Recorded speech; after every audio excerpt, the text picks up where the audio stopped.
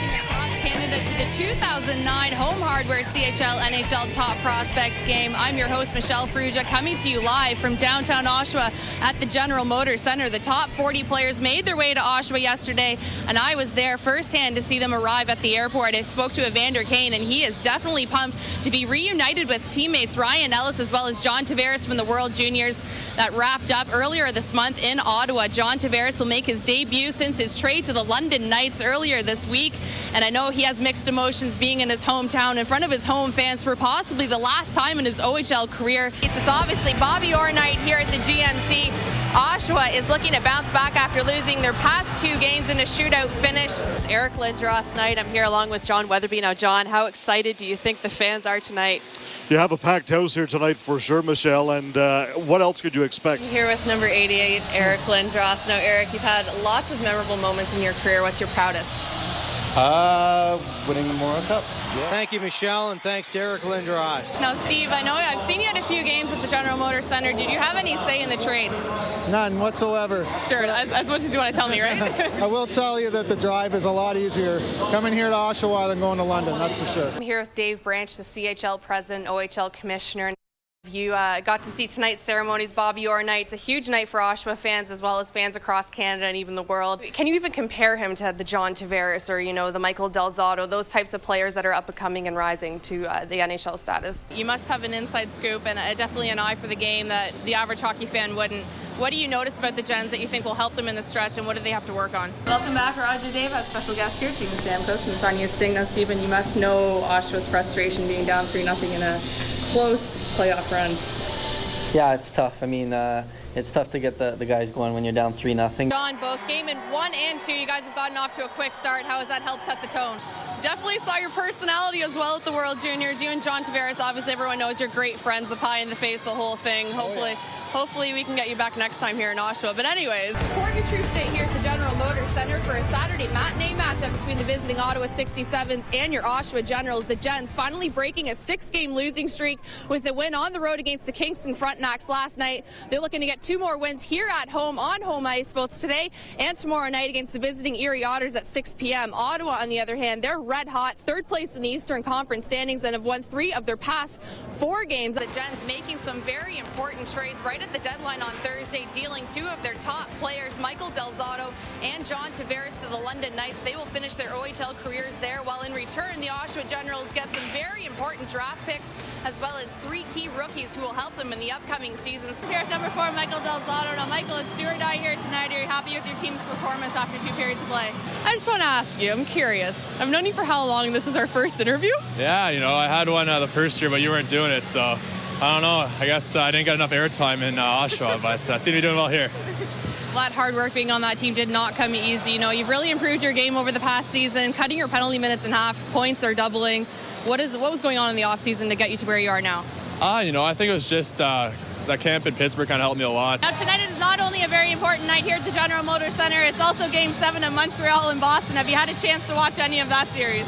A lot of people had speculations coming into tonight's game with being without Tavares and Del Zotto. I think you guys handled it very maturely, and you definitely used your secondary scoring to your advantage. There will be a lot of unfamiliar faces to fans here in Oshawa. However, the iconic John Tavares will make his first debut back to the General Motors Centre since his trade to the London Knights. It's different, you know, knowing you're not part of this organization anymore. And I've been here for so long, but you know, I've come to deal with it and understand you know, what took place and why everything happened, and it's for the better of everybody. Crazy hairdo. Whose idea was it? You look pretty guilty. It was my idea. It's my last year in the OHL. Gotta go crazy, you know, spark the boys or something. Last but not least, new haircut. How do you expect to get a Valentine with that do? You guys have a bit of an advantage. You have 2 games at home as opposed to 1 and 1. How important is that heading into Ottawa for games 3 and 4? What did you have for dinner? You came out flying. Yeah, I mean, definitely had the usual chicken and pasta. A newer sauce tonight, though. I think you should be having that before every game. Yeah, I agree. You've had some tough breaks so far this game. You've got 3 penalties. You still want it to happen again, all right? Yeah, I know. Eric, you've had a very exciting past few months. You got signed with the Anaheim Ducks. How excited are you? You've had a very good stretch, a great win against Brampton on Wednesday. How do you plan to keep that momentum going here tonight? I think you brought some bad luck to the city of Oshawa and brought all the snow with you. Yeah, I know. We come from the Sioux, so we tend to bring that with us wherever we go. They're 10th in the East, but they have won some very impressive games against some of the top teams in the East and looking to get another win here tonight. We'll be talking to two of the most influential OHL defensemen so far this season. PK Subban from the visiting Belleville Bulls. He just recently won a World Junior Championship in Ottawa. We'll be speaking with him as well as his thoughts on John Tavares' trade. They'll be hosting the London Knights Saturday night. However, with the loss, they still gain 1 point and maintain their 6th place standings in the Eastern Conference. They're currently tied with the Barrie Colts and only 3 points off from the Niagara Ice Hawks for 5th in the East. They're looking to gain another win here tonight and improve their 3-3 series to 2-1. Ottawa, on the other hand, have lost their past 4 and have only won 5 on the road. They're also vying for a final playoff spot. This is their 2nd of 3 home games in only 4 nights. They're looking to take advantage of that homestand as well as Plymouth Whalers' record. They are 10th in the Western Conference standings. However, they have won 2 of their past 3 games and looking to start a streak of their own here tonight. Well, although Oshawa's on a 3-game losing streak, you have to hand it to them. They played a tough game against Belleville. Unfortunately, their defense was too strong for them, and tonight, they're holding their own. It's pretty amazing when you think about it. Over 12 periods of play that they did not score at home. They had one of the best records in the OHL, and I don't know what happened. It is amazing, Michelle, and it's a great point because the Generals were very good at home. Barrie, Sudbury, Peterborough. Who do you think is Oshawa's biggest threat heading into the stretch? Both teams playing 3-3. Oshawa has been a very eventful weekend for them.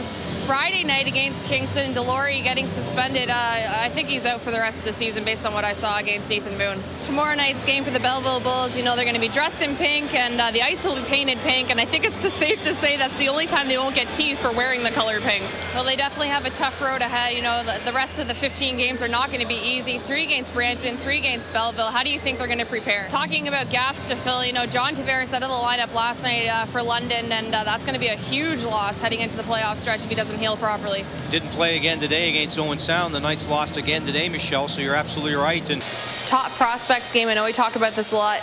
Any word on coaches yet? I know we talk about this all the time. Roger, do you have any word? I want to know. You keep asking us. We don't know. And well, even Roger and I turned them down. And Paul Maurice is now out of the mix. Yeah, he can't. He's coaching in Carolina, so he's not available. So Michelle, are you available that night? Yeah. How about you? Maybe. I got a pretty busy schedule. We'll see. Just joking. All right, well, let's take a look at Valentine. Tonight you interviewed him, man of few words. Usually they are the younger players, but, he's been in the box. It's all nerves. Exactly.